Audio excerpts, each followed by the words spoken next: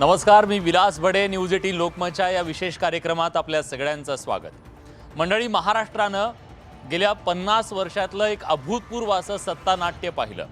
या सत्तानाट्यामध्ये कधी नव्हे ते तब्बल 9 मंत्र्यांनी आपल्या सरकारच्या विरोधात बंडाचा झेंडा फडकवला आणि त्यांनी गुवाहाटी गाठलं.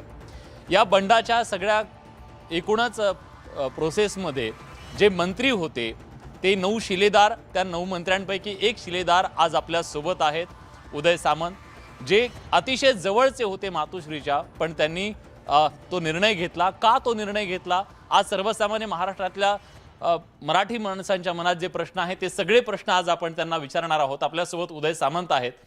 उदयजी, पहिला प्रश्न हा आहे, आज गुरुपौर्णिमा आहे. उदय सामंत यांचे गुरु तेच आहेत की गुरु बदलले? गुरु कोण आहेत? मला असं वाटतं की गुरुपौर्णिमेच्या निमित्तानं हा कार्यक्रम होतोय, हा माझ्या दृष्टीने देखील अतिशय महत्त्वाचा आहे. कारण माझ्या राजकीय जीवनाची सुरुवात आणि माझ्या सगळ्याच कारकिर्दीची सुरुवात माझ्या आईवडिलांना गुरु डोळ्यासमोर ठेवून मी केलेली होती.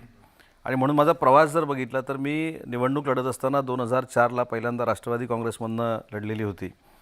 त्याच्यामुळं गुरु बदलण्याचा काही प्रश्न येत नाही. राजकारणामध्ये मला ज्यांनी राजकारणात आणलं ते शरद पवार साहेब देखील माझे गुरु आहेत. ज्यांनी मला कॅबिनेट मंत्री बनवलं ते उद्धव साहेब देखील गुरु आहेत. परंतु ज्यांना गुरु मानून मी राजकारणाची सुरुवात केली ते माझे आईवडील आहेत. आणि म्हणून त्या गुरुपौर्णिमेच्या निमित्तानं आजचा कार्यक्रम होतो आहे. आणि तुम्ही सगळ्यांच्या मध्ये मी एकटा बसलो आहे म्हणून मी थोडा घाबरलेलो आहे. परंतु हा कार्यक्रमातनं जी काय मला उत्तर देता येतील ती मी नक्की देणार आहे.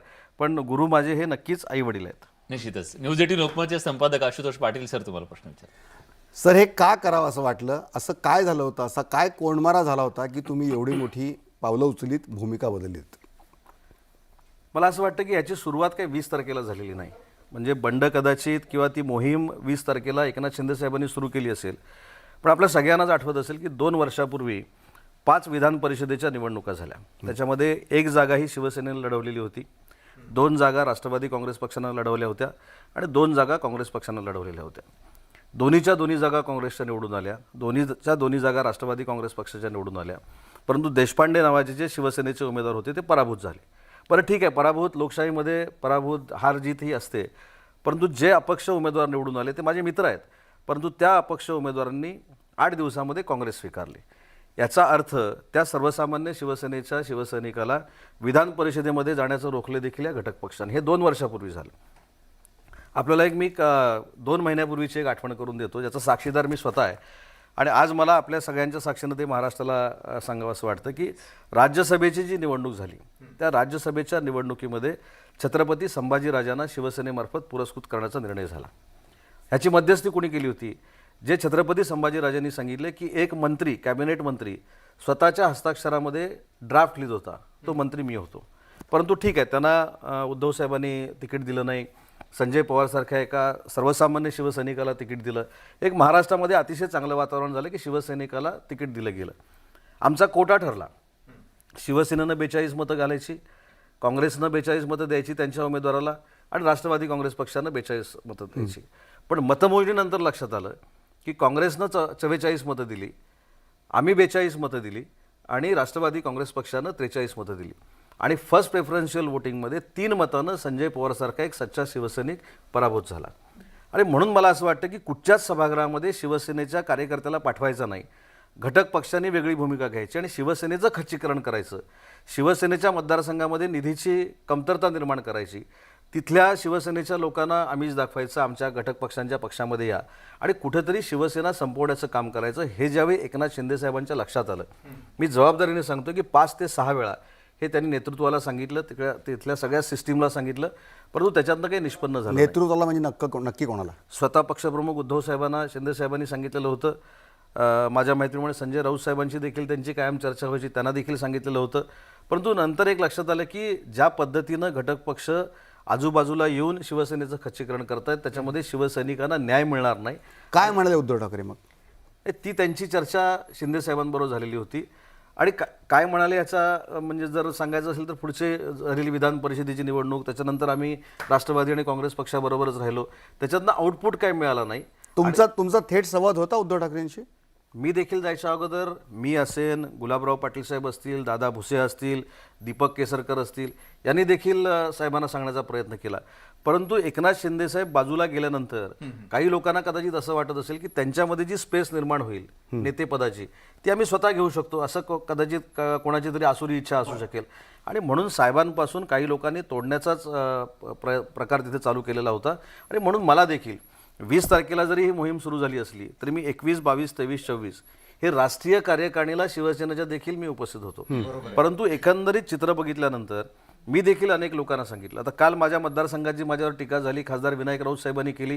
त्या विनायक राऊत साहेबांना देखील मी सांगत होतो की जोडण्याची भूमिका घेतली पाहिजे. याचे साक्षीदार खासदार अनिल देसाई साहेब देखील आहेत. परंतु मला असं वाटतं की ते हतबल असतील किंवा काय मला माहीत नाही, परंतु त्याच्यातनं काही निष्पन्न झालं नाही, म्हणून मी देखील गुवाहाटीला गेलो. रत्नागिरीतल्या सभेकडे आपण येऊयात. त्यावेळची टीका देखील आपल्याला जिव्हारी लागलेली आहे. मात्र त्यापूर्वी शेवटच्या क्षणापर्यंत तुम्ही समेट घडवून आणण्याचा प्रयत्न करत होतात, सगळ्यांमध्ये मध्यस्थी करण्याचा प्रयत्न करत होतात. मात्र मध्यस्थी करू न देणारी ती व्यक्ती कोण, जिचं नाव अद्यापर्यंत तुमच्या पत्रातही नाही आहे किंवा तुम्ही बोललेले नाही आहात? न्यूज 18 लोकमतवरती बोलणार आहात? नाही, मी माझ्या पत्रामध्ये असं म्हटलं की जी व्यक्ती मध्यस्थी करत होती त्याचं नाव मी नक्की आपल्याच चॅनलवर येऊन पहिल्यांदा घेईल, त्याच्याबद्दल काही प्रश्न नाही. परंतु ती जी व्यक्ती होती ती कायमस्वरूपी मला असं सांगत होती की मी जो सांगितलेला निरोप आहे तो तुम्ही तिथे द्या, आपण चर्चा करू, ह्याच्यातनं काहीतरी मार्ग काढू, आपण शिंदे साहेबांना थांबवलं पाहिजे. त्यावेळी तर किती आमदार गेले होते, त्यावेळी 25 नाही तर 26 आमदार गेलेले होते, आम्ही 23 आमदार तिथं होतो. पण असं असताना देखील काही गोष्टी घडल्या नाहीत. आणि शेवटी मी पण लोकशाही मानणार आहे. ज्यावेळी माझ्या डोळ्या देखत ह्या सगळ्या गोष्टी घडतायत, डोळ्या देखत आता अनेक लोक असं म्हणू शकतात की तुम्हाला 8.5 वर्षच झाली शिवसेनेमध्ये येऊन, तुम्हाला अजून अक्कलदाड आलेली नाही. अक्कलदाड मला नक्की आलेली नसेल, पण राजकीय अक्कल मला नक्कीच आहे. त्याच्यामुळे मी हा निर्णय घेतला की कोणच कोणाचं ऐकत नव्हतं, कोणच कोण जोडण्याचा प्रयत्न करत नव्हतं. आणि म्हणून मी स्वतःहून निर्णय घेतला आणि मी गुवाहाटीला गेलो. आणि म्हणून मला असं वाटतं की आजच जो किंवा काल जो निर्णय झालेला आहे की NDAच्या उमेदवाराला पाठिंबा द्यायचा जो उद्धव साहेबांनी निर्णय घेतलेला आहे तो मला असं वाटतं की त्याच्यातनं काहीतरी चांगलं निष्पन्न होऊ शकतं. बरं, पण मग मनोमिलनाच्या देखील चर्चा सुरू झालेल्या आहेत. मनोमिलन घडेल का आणि ते घडवण्यासाठी तुम्ही पुढाकार घेणार आहात का? ते तसं बघायला गेलं तर मी फार छोटा कार्यकर्ता आहे. मी मनोमिलन घडवण्यासाठी प्रयत्न काय करू शकतो मला माहीत नाही. परंतु एक मात्र निश्चित झालेलं आहे की शिवसेना आणि भाजपची आता युती झालेली आहे. जे एकनाथ शिंदे साहेबांनी सांगितलं की बाळासाहेबांचा विचार प्रामाणिकपणानं, आनंद दिघे साहेबांचा विचार पुढे नेण्याचा जो आम्ही प्रामाणिकपणानं प्रयत्न करतोय त्याला भाजपच्या केंद्रातल्या नेत्यांनी देखील आम्हाला सहकार्य केलेलं आहे. त्याच्यामुळे आता आम्ही सगळ्यांनीच सांगितलं की जो काय निर्णय घ्यायचा आहे तो एकनाथ शिंदे साहेबांनी घेतला पाहिजे. एकनाथ शिंदे साहेब जो काय निर्णय घेतील तो आम्हाला बंधनकारक राहील. आणि म्हणून याच्यामध्ये पुढाकार घेत असताना मी घेऊन आता उपयोगाचा नाही आहे. वरिष्ठ नेते मंडळी जी आहेत, राज्य स्तरावरची असतील, केंद्राच्या स्तरावरची असतील, ह्यांनी बोलावं आणि ह्याच्यातून चांगला मार्ग काढावा.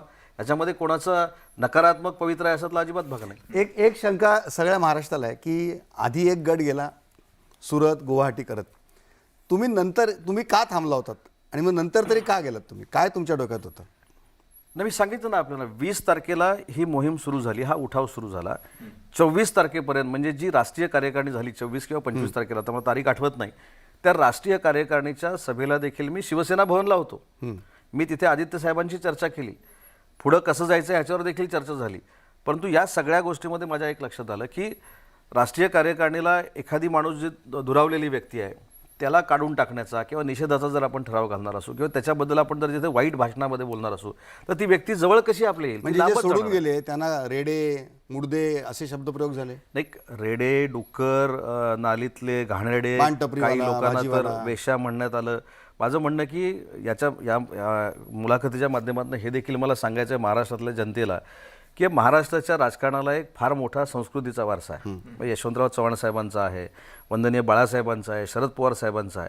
टीका त्यांनी कधीही अशा हीन पातळीला जाऊन केलेली नव्हती. आणि म्हणून हेच माझं म्हणणं होतं की जर आपल्याला जवळ आणायचं असेल तर एवढं वाईट का बोला, ते वाईट बोलू नये ही माझी पहिल्यापासूनची भूमिका होती.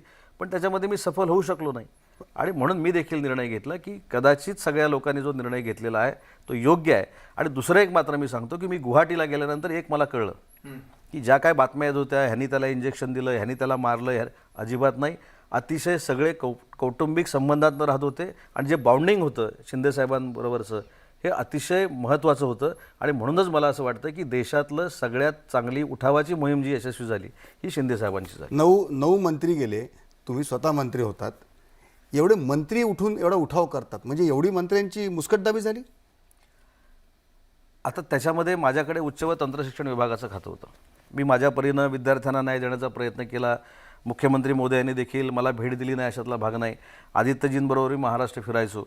परंतु एक मात्र खंत नक्कीच होती की आम्ही ज्यावेळी सगळे म्हणजे त्याच्यामध्ये पाणीपुरवठा मंत्री असतील, कृषी मंत्री असतील, आम्ही ज्यावेळी चर्चा करायचो किंवा काही गोष्टी करायचो ते आम्हाला जाणवायचं की शिवसेनेचे मुख्यमंत्री असताना देखील ज्या पद्धतीनं आमच्या खात्यांच्या बैठका वेगवेगळ्या ठिकाणी लागल्या जायच्या, तिथं आमच्या खात्यांचे निर्णय घेतले जायचे.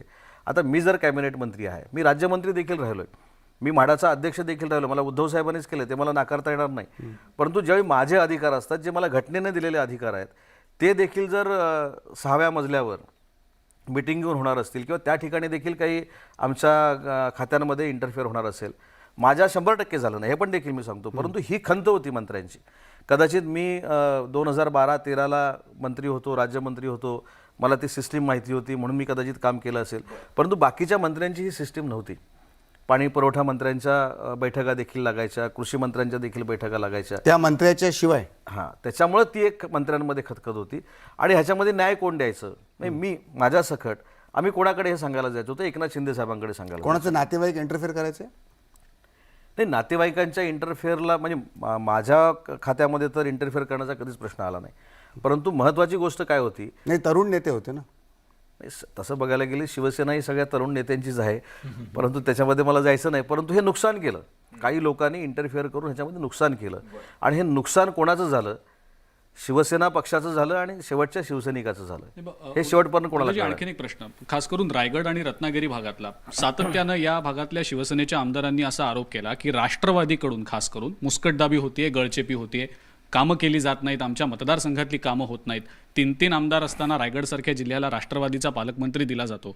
रत्नागिरीमध्ये सुद्धा योगेश कदम सारखे युवा आमदार आहेत, त्यांनी आरोप केला की राष्ट्रवादीला बळ देण्याची कामं होत आहेत. मग हे सगळं होत असताना त्या भागातले जे वरिष्ठ नेते आहेत, आपण सुद्धा शिवसेनेचे वरिष्ठ नेते आहात, कॅबिनेट मंत्री होतात, आपल्या निदर्शनाला या गोष्टी आल्या होत्या का? आपण त्या संदर्भात पक्ष नेतृत्वाला कळवलं होतं का? आणि इतर जे नेते आहेत, जे मातोश्रीच्या जवळचे जे सुद्धा होते आणि त्यांना कदाचित तो अधिकार होता की या गोष्टी कदाचित थांबवता येऊ शकल्या असत्या, पण तसं काही घडलं? नक्कीच हे मी सांगत होतो. याचं उदाहरण जे आपण चांगलं दिलं ते म्हणजे रायगड.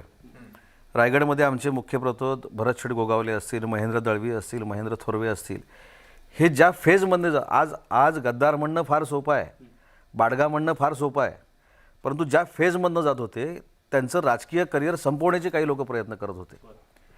ते ज्यांच्याबरोबर लढले, ठीक आहे, आम्ही ॲडजस्टमेंट केली, ज्यांच्याबरोबर लढलो त्यांच्या बाजूला बसलो, त्यांना मान सन्मान दिला, त्यांच्याबद्दल देखील आम्हाला आकाश असण्याचा काही प्रश्न नाही. पण रायगडचा उल्लेख जो तुम्ही केला, रायगडच्या 3 आमदारांना तुम्ही जर कधी विचारलं तर त्या कालावधीमध्ये देखील नगरपंचायतीच्या निवडणुका झाल्या, नगरपालिकेच्या निवडणुका झाल्या. मी तिथे जाऊन बसायचो, एक त्यांचा सहकारी म्हणून, मित्र म्हणून. योगेश कदमांचा आपण उल्लेख केला. योगेश कदमांच्या बाबतीमध्ये तर इतका फार मोठा भयानक प्रकार घडला.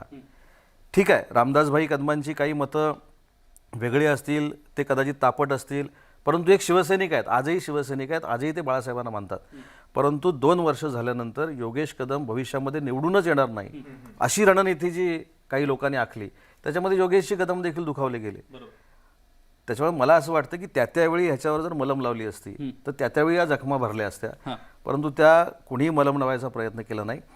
आपल्याला आश्चर्य वाटलं, आपण काढून बघा, या सगळ्याचा एक कुठेतरी उठाव व्हावा ह्यासाठी पहिली सभा जी झाली आदित्य साहेबांची, ही रायगडला घेतली आम्ही. बरोबर. परंतु तिथं काय झालं, एक गैरसमज फार मोठ्या पद्धतीनं पसरवला गेला की ज्यांच्या विरोधामध्ये, ज्यांच्या घटक पक्ष आम्हाला जे दाबण्याचं काम करतायत त्यांच्या विरोधामधली आमची सभा होती. आणि ती सभा झाल्यानंतर कदाचित आदित्य साहेबांचा तो स्वभाव असेल, नम्रतेचा स्वभाव असेल, ती सभा झाल्यानंतर ते तिथल्या राष्ट्रवादी काँग्रेस पक्षाच्या नेत्याच्या घरी गेले. ह्या ज्या काही मेसेज जातात हे अजून जनतेला कळलेलं नाही. आणि म्हणून मला असं वाटतं की हा उठाव जो झाला हा राजकीय अस्तित्वासाठी किंवा पदासाठी झालेला नाही. जे काही खच्चीकरण होत होतं, जे काही अपमान होत होते, उद्धव साहेब काँग्रेसने केलं की राष्ट्रवादी? उद्धव साहेबांनी अपमान केला का? अजिबात नाही. आदित्यजीने अपमान केला का? असं मी म्हणणार देखील नाही. परंतु त्यांचा आधार घेऊन जे घटक पक्ष, आता रायगडचं आपण उदाहरण केलं, रायगडला पालकमंत्री कोण होतं? राष्ट्रवादी काँग्रेस पक्षाचे होते. आणि त्यांच्यामध्ये शेकाप आणि पहिली राष्ट्रवादी काँग्रेस पक्षाची युती होती.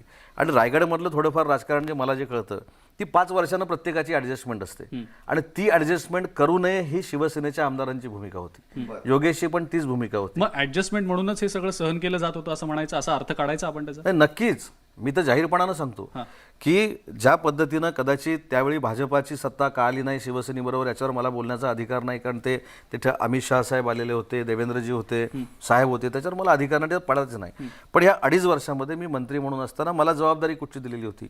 कोल्हापूर जिल्ह्याची जबाबदारी माझ्यावर होती, मी कोल्हापूरला जायचो. साताऱ्याची जबाबदारी होती, सिंधुदुर्गचा तर पालकमंत्री होतो, निवडून कुठनं आलो होतो? रत्नागिरीतनं, पण पालकमंत्री कुठं होतं? सिंधुदुर्गात. तरी मी नाकारलं नाही. माझा आणि राणेसाहेबांचा सामना चालायचा, मी पक्षासाठी तो देखील सहन केला, मी कधी नाकारलं नाही. पण माझं फक्त म्हणणं एवढंच होतं की ज्याचा मगाशी मी उल्लेख केला की हे सगळं झाल्यानंतर ही व्यथा मांडण्याची विंडो कोण होती? तर ती फक्त एकनाथ शिंदे होते. ठीक आहे, त्या विंडोमध्ये तुम्ही गेलात, पण जेव्हा शिवसेनेत कुणाला जायचं असतं तेव्हा शिवबंधन बांधलं जातं. तुमच्या हातात शिवबंधन आत्ता सुद्धा आहे. आता हे शिवबंधनाचं काय करायचं? हे कुठल्या शिवसेनेचं बंधन आहे? ह्याची पूर्ण भूमिका ही मुख्यमंत्री महोदयांनी मांडलेली आहे. ही बाळासाहेबांची शिवसेना आहे. आजही आम्ही शिवसेनेतनं गेलेलो नाही. पण काल देखील मी सांगितलं की आमच्या हातामध्ये असलेली शिवबंधनं काढून टाकण्याचा काही लोक प्रयत्न करतायत. म्हणजे शिवसेना वाढवत असताना प्रत्येकाच्या हातामध्ये शिवबंधन बांधलं गेलं पाहिजे, ही भूमिका पाहिजे. तर उदय सामंत जर रत्नागिरी जिल्ह्यातनं गेला तर माझा इथं माणूस उजवा हात उभा राहू शकतो, माझा डावा हात उभा राहू शकतो. पण हे सगळं करत असताना, या सगळ्या गोष्टी करत असताना वैयक्तिक वाढण्यापेक्षा आपण पक्ष संपवतोय हे कोणाला कळलेलं नाही. कोण संपवते पक्ष? आणि आता नावं जर घेतली तर फार मोठी यादी आहे, त्याच्यातच वेळ आपला संपेल. आणि तुमचं सगळ्यांचं संजय राऊत यांच्यावर का राग एवढा? नाही, त्यांच्यावर राग नाही, संजय राऊत साहेबांवर आमचा राग नाही, ते संपवतात परंतु पक्षाचा जे आरोप होतो. दुखवलेले आहेत. म्हणजे आता मी तुम्हाला सांगतो, मी 12-15 दिवस या सगळ्या आमदारांबरोबर होतो. ते जे दुखवलेले आहेत, ज्याचा मगाशी उल्लेख आपण केलात, डुक्कर म्हटलं गेलं, म्हणजे मुंबईच्या गटारातली ही घाण आहे म्हटलं गेलं, त्याच्यानंतर काय काय आता नवीन नवीन काय काय शब्दप्रयोग सगळे झाले, तर त्याला नाराज होते. आणि आजही आमच्यातला कोणीही संजय राऊत साहेब हे शिवसेनेचे नेते नाहीत किंवा संजय राऊतांबद्दल अनादर कोणी दाखवलेलं नाही. पण त्यांच्या वक्तव्यातनं जे आमचे आमदार सगळे दुखावले गेलेले आहेत त्याचा तो परिपाक आहे की प्रत्येक आमदार त्यांच्या विरोधामध्ये सांगतो की ते बोलले म्हणून असं असं झालं. खासदारांच्या बैठकीत काय झालं मग? आता खासदारांच्या बैठकीमध्ये त्यांनी देखील एनडीएला पाठिंबा द्यावा अशा पद्धतीची भूमिका घेतली होती. हे बाहेरून आम्हाला कळलं. आता आतली मिटिंग काय झाली मला माहीत नाही, कारण तिथे 7 काहीतरी खासदार गैरहजर होते, बाकीचे हजर होते. हे आपल्या माध्यमातूनच आम्ही बघतोय. पत्रही लिहिली गेली. खासदार राहुल शेवाळे आणि राजेंद्र गावित यांनी पत्र लिहिली. पण ठीक आहे, ती स्वागताची भूमिका आहेच ना, की उद्धव साहेबांनी एनडीएचे उमेदवार जे आहेत राष्ट्रपतीचे त्यांना पाठिंबा दिला, ही स्वागताचीच भूमिका आहे. आणि म्हणून मी काल देखील असं सांगितलं की ह्याच्यातनं कुठं चांगला मार्ग आता निघत असेल का, ह्याचा वरिष्ठांनी विचार केला पाहिजे. आता रिटर्न पॉसिबल आहे? आता रिटर्न यायचं, रिव्हर्स टाकायचं की नाही हे मुख्यमंत्र्यांनी ठरवायचं आहे. पण तुम्ही सातत्याने म्हणत होतात की नेतृत्वानं हा निर्णय घ्यावा. काल नेतृत्वानं निर्णय घेतला, दबावाखातर घेतला असेल किंवा मागणीनुसार घेतला असेल, पण त्यांनी निर्णय घेतलाय की भाजपसोबत जायचा. हा निर्णय कॅरी फॉरवर्ड झाला तर तुमची भूमिका काय? मी सांगितलं ना त्याचं उत्तर. आता आम्ही सगळ्यांनी नेतृत्व एकनाथ शिंदे साहेबांना दिलेलं आहे आमच्या सगळ्या मोहिमेचं. त्यांनी हा निर्णय घ्यावा. पण अजून थोडं मागं जातो. पहिल्या दिवशी मला असं वाटतं की ज्यावेळी उद्धव साहेबांचं आणि एकनाथ शिंदे साहेबांचं बोलणं झालं त्यावेळी स्पष्ट एकनाथ शिंदे साहेबांनी असं सांगितलं होतं की आजही वेळ गेलेली नाही आहे, आम्ही तुमच्यावर नाराज नाहीत, पक्षाचे नेते तुम्हीच आहात, तुमचा आदेश आम्ही मानतो, परंतु घटक पक्षांना आपण बाजूला करा, आम्ही परत यायला तयार आहोत. ही भूमिका त्यांची देखील होती. पण आता 15-20 दिवसानंतर ही जी भूमिका आलेली आहे त्याच्यावर नक्की काय विचार करायचा हे एकनाथ शिंदे साहेबांनी ठरवलं पाहिजे. उदयजी, एक प्रश्न अजून आहे की अजूनही एकनाथ शिंदे यांच्या संपर्कात शिवसेनेचे काही खासदार आहेत असं बोललं जात आहे, चर्चा सुरू आहे. नेमकी ही संख्या किती असं आपल्याला वाटतं? आणि आत्तापर्यंत नवी दिल्लीमध्ये खासदारांची एक बैठक झाली, या बैठकीमध्ये काय ठरलं समोर आलं नाही, पण कदाचित असं असेल की एकनाथ शिंदे गटासोबत जावं आता, असा एक विचार चर्चेला जातोय. खरं खोटं माहीत नाही, पण सध्या एकनाथ शिंदेच्या संपर्कात नेमके किती खासदार आहेत शिवसेनेचे? आपल्याकडे काय माहिती? मला अधिकृत माहिती नाही, परंतु मी देखील शांतपणानं डोळे मिटून ज्यावेळी आकडे बघतो तर तो 12 ते 14 खासदारांच्या मध्ये जायला काही हरकत नाही असं माझं मत आहे. म्हणजे माझा हा विचार आहे. आणि जे आता आमच्याकडची काही मंडळी प्रचंड निष्ठावंत म्हणून जे मेळावे घेत आहेत, भाषणं करतायत, टीका करतायत, ते पण शरीरानं तिकडे आहेत, मनाने इकडे आहेत. हा, आता त्याच्याबद्दल शीतल म्हात्रे त्यांची म्हणजे त्यांनी इतकी टीका केली अलिबागला जाऊन संजय राऊतांबरोबर त्यांनी जहरी टीका केली. हो, आणि आता काल त्यांनी गेले. अशी किती लोक आहेत? म्हणजे आता शिवसेनेनं विश्वास तरी कोणावर ठेवायचा? नाही, म्हणून मी सांगितलं की कालचं कदाचित ही सुरुवात असेल. आता अनेक लोक अशी आहेत की मला जो थोडाफार अनुभव आहे राजकीय, सकाळी भाषणामध्ये हे बोलायचं, संध्याकाळी मला फोन करून सांगायचं ते काय मनावर घेऊ नका, एक 4-5 दिवस इकडे जाऊ दे आम्ही बरं. त्यामुळे ही प्रोसिजर अख्ख्या महाराष्ट्रामध्ये सुरू आहे. खरं चित्र नक्की कधी समोर येईल हे मी देखील संभ्रमामध्ये आहे, पण फार मोठ्या पद्धतीनं असंतोष आहे. पण तुमचं हे एक प्रश्न स्टेटमेंट मला पोटात एक गोळा आणणार आहे शिवसेनेच्या. एक खरं उत्तर तुमच्याकडून हवं. तुम्हाला माहिती होतं की एकनाथ शिंदे मुख्यमंत्री होणार आणि देवेंद्र फडणवीस उपमुख्यमंत्री होणार? कन्फर्म माहिती नव्हतं, पण कुणकुण होती. कशी काय? आता काही सिक्स सेन्स असतो, काही सूत्र होते तुमच्या नाही, पण सूत्रांनी तुम्हाला प्रसारमाध्यमांची सूत्र सगळी चुकली. ह्यावेळीच तसं झालंय की सगळी सूत्र चुकलीत. पण असं कुठेतरी मनातनं वाटत होतं की एवढी मोठी जी मोहीम होते ती बाळासाहेबांच्याच शिवसैनिकाला मुख्यमंत्री करण्यासाठी होते का, अशी कुठेतरी मनामध्ये शंका होती. आणि तेच देवेंद्रजींनी पुढाकार घेऊन आणि बीजेपीच्या सगळ्या लोकांनी करून दाखवलं. आणि आणखीन एक प्रश्न खरं सांगायचा, राज्यपालांच्या विरोधात तुमची भूमिका आधी वेगळी होती. राज्यपालांच्या अधिकारासंदर्भात देखील तुम्ही एक वेगळी भूमिका घेतली होती. व्हाईस चॅन्सलरना तुम्ही ताकद देण्याची, तुमच्याकडे काही सत्ता केंद्र. आता तुमची भूमिका तीच राहील?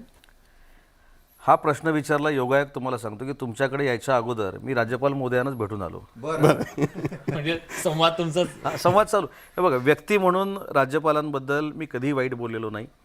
ज्यावेळी मी उच्च व तंत्रशिक्षण विभागाचा मंत्री होतो, ज्या काही अडचणी यायच्या, मी जाहीरपणानं सांगतो हे काय, त्या अडचणी राज्यपालांचे अधिकार काढून घेण्यासाठी आम्ही कुठचाही विधायक आणलेलं हा नव्हतं. तुमचा होता निर्णय की 6व्या मल्ल्याचा होता? नाही नाही नाही, याच्यामध्ये ज्या मला खातं मी सांगतो ना, माझ्या खात्यामध्ये कोणी इंटरफेरन्स केला नाही. पण माझ्या खात्यामध्ये चालवत असताना ज्या ज्या काही मला अडचणी यायच्या, मी राज्यपाल मोदयांना भेटायचो. आज देखील मी भेटून आल्यानंतर त्यांनी मला सल्ले दिले, त्याच्यानंतर मी त्यांच्याशी बोललो. हा काय वैयक्तिक वाद नव्हता. ज्या सिस्टीममध्ये मी काम करत होतो त्या सिस्टीमला कुठेतरी अडचण निर्माण होत होती, म्हणून ती आम्ही विधायक आणली. पण ते नियमबाह्य काम करत होते किंवा अन्य काही गोष्टी करत होते असं मी कधीही वक्तव्य केलं नाही. उलट त्यांच्याशी जाऊन मी चर्चा करायचो. ठीक आहे, आमचं विधायक त्यांनी राष्ट्रपतींकडे पाठवलं, पण विधायक त्यांनी परत पाठवलं नाही. म्हणजे जे विधायक आम्ही केलेलं होतं ते योग्य आहे की अयोग्य हे देखील तुमच्या लक्षात आलं असेल तर राष्ट्रपती आता ठरवतील. पण आता ठरवतील की नाही हे पण मला माहित नाही. पण मी इथे येताना राज्यपाल आपला तर महोदयांना वेळ भेटून संपत आलो. आले. एक प्रश्न, माजी उच्च व तंत्रशिक्षण मंत्री आजी होणार का? आणि काय होणार? नाही, आता आजी नाही, आता आजी होणार की नाही हे मुख्यमंत्री एकनाथजी शिंदे आणि देवेंद्रजी ठरवणार आहेत. त्याच्यामुळं पुन्हा एकदा महाराष्ट्राची सेवा करण्याची संधी दिली तर तुम्हाला सगळ्यांना बरोबर घेऊन नक्की महाराष्ट्राची चांगली सेवा करू. बरं. आणि पण समजा जाता आणि जाता एक शेवटचा मला प्रश्न शेड्यूल खरं सर 10 नुसार करावासा जर वाटतो. तुम्हाला पक्षात जावं लागलं, मनसे, भाजप, प्रहार तिघांमधला कोणता ऑप्शन? नाही, हा जरतरचा विषय आहे. अशी वेळ येणारच नाही, कारण पक्ष जो विधिमंडळामध्ये आता फायनल केला विधानसभेच्या अध्यक्षांनी, तो शिवसेना विधिमंडळ पक्ष म्हणून केलेला आहे. धनुष्यबाण तुम्हाला मिळणार? नाही, धनुष्यबाणावर मी बोलतच नाही. धनुष्यबाण आणि ते जे काही गैरसमज पसरवले जातात की आम्ही धनुष्यबाण घेतोय, पक्ष करतो, अशी कुठेही मुवमेंट एकनाथ शिंदे साहेबांनी केलेली नाही. परंतु एक महत्त्वाची गोष्ट अशी घडलेली आहे की विधानसभेच्या अध्यक्षानं महाराष्ट्र विधिमंडळ शिवसेना पक्ष म्हणून गटनेते हे शिंदे साहेबांना जाहीर केलेलं आहे आणि मुख्य प्रतोद म्हणून भरत गोगावलेंना जाहीर म्हणजे विधिमंडळात तुम्ही आणि बाहेर ठाकरे गट? नाही, असं नाही. आम्ही काय म्हटलंय की आमचा जो गट आहे हा शिवसेनेचाच आहे आणि बाळासाहेबांचाच आहे. बरं, जाता जाता एक शेवटचा मला खरं तर प्रश्न थोडा घराकडे नेणारा मला विचारावा असं वाटतो. तुम्ही तुमच्या पत्रामध्ये भावनिक आवाहन करत असताना उपरे, गद्दार या शब्दांचा जितका विरोध केला, त्याचप्रमाणे त्या मेळाव्याची आठवण करून देत असताना तुम्ही हाही उल्लेख केला की आजही आपली जी माऊली आहे ती प्रत्येकाला पोटभर जेवू घालत असते. मग अशाच प्रकारे जर मनोमिलन झालं, भाजपबरोबरही गेलात, तरी देखील पुन्हा एकदा माऊलीकडे घेऊन जाऊन सगळ्यांचं जेवण होणार का आणि पोट भरेल का? नाही, तो तर माझ्यावरचा संस्कारच आहे. हां. ते पण मी वाक्य का बोललो हे तुम्हाला सांगतो. एक खास करून की त्यावेळी खासदार विनायक राऊत बोलण्याच्या ओघामध्ये असं बोलले की उदय सामंतनी ज्यांचं अन्न खाल्लं त्या अन्नाला उदय सामंत जागला नाही. म्हणून मला थोडी जाणीव करून द्यायची होती की माझ्या घरामध्ये 24 तासामध्ये येणारा प्रत्येक माणूस आजही माझ्या आईच्या हातचं, जिचं वय 75 वर्ष आहे, हो, तिच्या हातचं खातो आणि विरोधक आला तरी खातो. त्याच्यामुळं आजही विनायक राऊत साहेब फोन करून माझ्या आईला सांगून जेवायला गेले तर ती मासे बिशे चांगले करून त्यांना घालू शकते, त्याच्याबद्दल काही नाही. परंतु भाषण करत असताना टीकेचा स्तर जो आहे हा कुठेतरी पाळला पाहिजे, समतोल असावा. आता जाता जाता एकच शेवटचं तुम्हाला सांगतो आणि आपण संपू की त्यांनी एक वाक्य बोलले जे माझ्यासाठी नाही, कदाचित माझ्यावर आणि दीपक केसरकरांवर ते टीका असेल, पण महाराष्ट्रातल्या नाही देशातल्या सगळ्या महिला भगिनींचा तो अपमान आहे. ते काय बोलले की लग्न करून आलेली मुलगी ही एका घरात राहते, मंगळसूत्र दुसऱ्याचं घालते आणि गर्भ तिच्या पोटात तिसऱ्याचा होतो. हे तुम्ही अशा पद्धतीची ज्यावेळी हीन दर्जाची उदाहरणं देता त्यावेळी ठीक आहे, लोकांना समोरच्यांना टाळ्या वाजवण्यासाठी फार चांगला आहे, परंतु आपण कोणाचा अपमान करतोय हे लक्षात येत नाही. आणि म्हणून माझी विनंती आहे, मी त्या पत्रामध्ये असं म्हटलंय, ते माझ्यापेक्षा वयानं मोठे आहेत, त्याच माऊलीचे माझ्यावर संस्कार आहेत. ते वयानं मोठे आहेत, मी त्यांच्यावर कधी टीका करणार नाही. बरं. परंतु महाराष्ट्रातल्या सगळ्या राजकीय नेत्यांनी कुठेतरी हे बंधन घालून घेतलं पाहिजे की आपण टीका करताना जरा सुसंस्कृतपणे जर केली, आणि शेवटी आम्ही विधानसभेला सामोरच जाणार आहोत. त्याच्यामुळे आम्ही जर चुकलो असू तर आमच्या मतदारसंघातले लोक आम्हाला धडा शिकवतील ना. पण त्याच्यासाठी एवढ्या शिव्या घालण्याची काय आवश्यकता नाही. बरोबर. भीती आहे, शेवटचा प्रश्न, भीती आहे पराभवाची? शरद पवार तुम्हाला भीती घालतात? जोपर्यंत रत्नागिरी मतदारसंघातल्या मतदारांचा आशीर्वाद आणि शुभेच्छा माझ्या डोक्यावर आहेत तोपर्यंत मला कोणाची भीती नाही. बरं, ठीक आहे. आणि आज महाराष्ट्राच्या या सत्ता नाट्याच्या पडद्यामागे नेमकं काय घडत होतं हे जाणून घेण्याचा प्रयत्न आपण उदय सामंत यांच्याकडून केला. त्यांनीही दिलखुलासपणे या सगळ्या प्रश्नांची उत्तरं दिली आणि थेट सूत्रांच्या माध्यमातून नाही, थेट सूत्रच आपल्याला सांगत होती की नेमकं काय घडत होतं. तुम्ही न्यूज 18 लोकमतच्या या विशेष कार्यक्रमात आलात, वेळ दिलात, त्याबद्दल तुमचे मनापासून आभार. या विशेष कार्यक्रमात आपण इथेच थांबतोय. ताज्या घडामोडींसाठी बघत रहा न्यूज 18 लोकमत.